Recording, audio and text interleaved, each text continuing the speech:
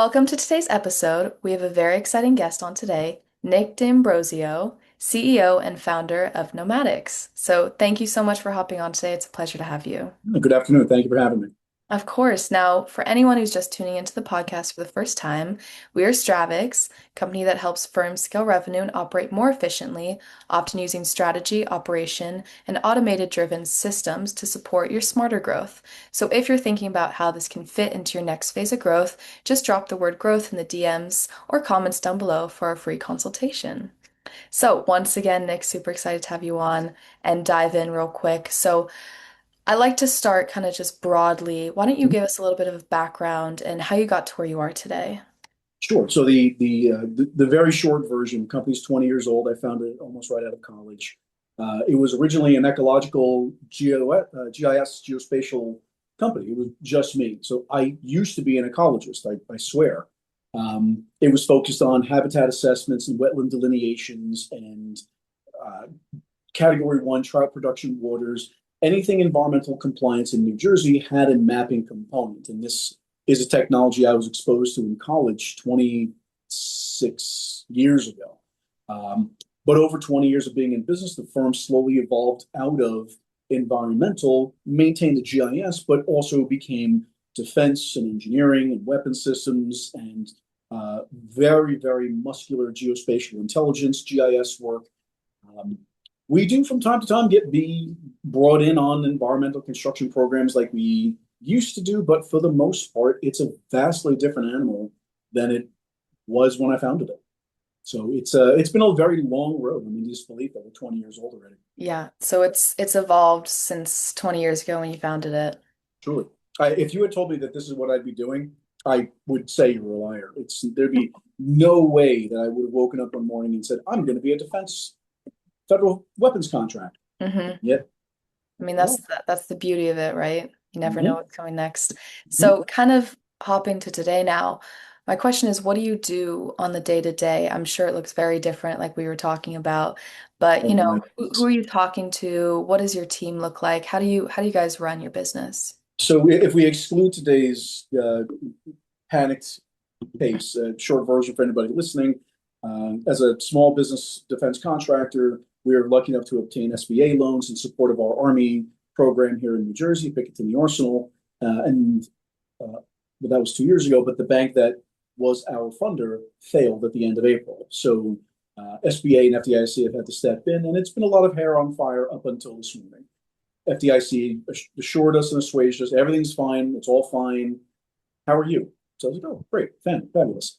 But on a normal day, um, I'm usually doing a 16-hour workday, the 8 hours of 9 to 5, where I'm CEO and I'm working with my team and working with customers and clients. And then there's the 8 hours, 4 and 4 on both sides, before my kids wake up and after they go to bed, where I actually get my own billable work done. So I interface with my administrator and finance, legal, operations, IT, R&D, programmatic leads over the course of the day. It's a lot of documentation, emails, correspondence, communication, but a lot of in-person meetings. Since I've stepped out of the day-to-day operational role and handed it off to our ops chief, I'm spending a lot more of my time in the strategy and the implementation, the networking and the compliance. Mhm. Still on the day-to-day, I'm looking forward to stepping into a much more conceptual strategy visionary role in the not too distant future. Um, but because I am a subject matter expert in on unmanned combat systems and engineer of record on the multiple weapon systems for an FC-05, I actually have actual engineering work that needs to be done daily as well. Right. So, I manage a calendar with 4 different colors on it and have to be attentive to a litany of customers and clients and staff needs, and it's a lot. It's a lot. Mhm. And it Oh, looks and I'm different, also of dad and husband on top of it. So, course. And it mhm, looks different every day. truly.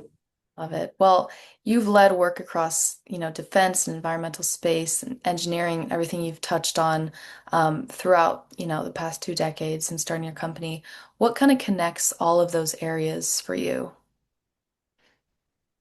If there was a really connective tissue I could point to, it all falls into regulatory compliance and due diligence.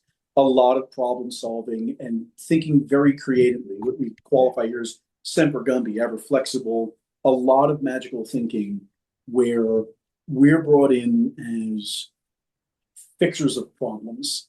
Mhm. And it has spanned multiple industries over many years, environmental and construction and engineering and defense and national security and GIS. It all comes down to how to think your way out of whatever particular problem has been sent your way. And more often than not, we get a phone call or an email or, Nick, I got your name from so and so. I have this problem. I was told you can fix it. Mhm. And that's how we've been able to really, really fail forward over the years. Um, so really, I mean, we've been very fortunate that the people we've had here have been here. Like Jose is our director of R&D. He's been here for 15 years. So that kind of continuity, I think, is very, very important because there's a deep knowledge, not just of the material that we're utilizing, but also of the company itself and how we do things. Mhm. So, 100%. yeah. Yeah, that's really interesting to hear. And I'm sure all those fields, connect somehow. And, the wisdom that you've gathered throughout those years is kind of unmatched, which is, probably what makes your company so special today. So that's amazing to hear about that. We're very fortunate. Yeah, amazing. So, kind of looking forward a little bit now, in the next year or two, I know you mentioned you're going through a little bit of a transition, Mm. but kind of encapsulating my questions here. If we're looking about a year or two ahead, what is that looking like for you guys too? And of course, as everyone knows, the big buzzword right now is AI and automation, Mm-hmm. businesses and how people are adopting it and how can they implement it without, more ethically implementing it, etc. So where's your head at with this and how do you think that's going to affect your industry? A couple different things. So the firm itself is right now we're a Navy prime and an Air Force prime. We're an Army sub and a multiple sets of programs. We are pursuing an Army prime award, which should we secure it, would make us the perfect trifecta as a small business. We're also having our CMMC 2.0 going under audit, and we're pursuing our facility clearances, which if all of those things time up simultaneously, we will be a vastly different firm a year from now than we are currently, all of which is very good. Regarding the implementation of AI, what we actually get a real kick out of how in vogue it is right now. We've been doing unmanned combat systems and automation since 2012. Yeah. And so AI is something we are very familiar with. And yes, we get burnished up on the latest and greatest on a regular basis, but we have an entire department dedicated to just R&D. Hmm. And again, Jose, our director of R&D, who's been here for 15 years, whenever we hear the AI buzzwords, we laugh. And it's, we've been doing artificial intel for unmanned combat for years. Where have you people all been?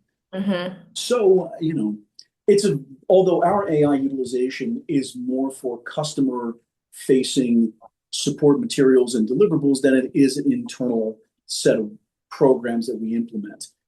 We do a lot of our own code work, especially within the geospatial intel software, to expedite what we qualify the dummy tasking.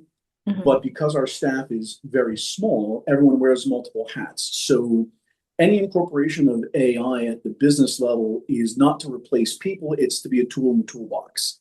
Yeah. And uh, because we follow the NAVCO5 rules for our unmanned combat development, which is the 80-20 rule, 80% of the dummy work is done by the AI and 20% is done by an actual user for QA/QC, validation, verification of it.